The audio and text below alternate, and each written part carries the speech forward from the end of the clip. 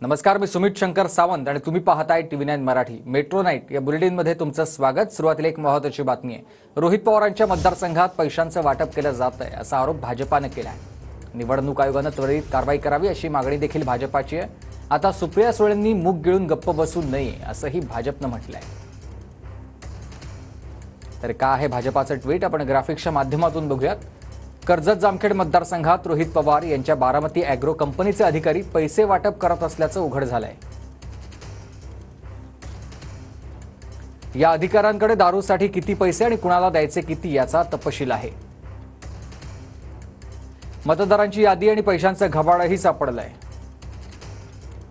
निवडणूक आयोगाने यावर त्वरित कारवाई करावी आणि सुप्रिया सुळे यांनी या प्रकरणी मूग गिळून गप्प बसू नये असं ट्विट भाजपाने केलंय।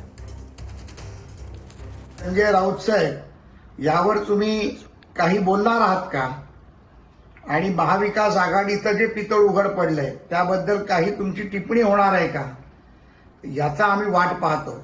त्यामुळे दुधाचे धुतलेले दाखवणारे महाविकास आघाडीचे सर्व नेते त्यांच्या त्यांच्या मतदारसंघात काय काय उद्योग करतायत हे महाराष्ट्र पाहतोय आणि उद्या संध्याकाळपर्यंत याची सत्य परिस्थिती जनतेसमोर येईल आणि 23 तारखेला महाविकास आघाडीचा पर्दाफाश झालेला असेल।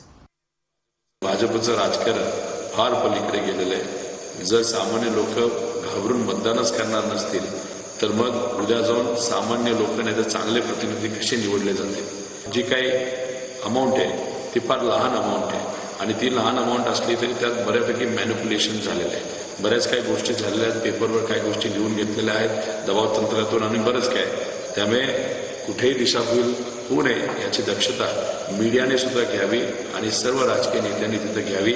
उद्या माझ्या कार्यकर्त्याला, माझ्या पदाधिकाऱ्याला, माझ्या कुठल्याही नागरिकाला नाही तर मला जर काही झालं प्रशासनच पूर्णपणे त्याला जबाबदार असतील आणि याच्यामध्ये राजकारण असेल तर जे राजकीय लोक असतील ते सुद्धा जबाबदार असतील।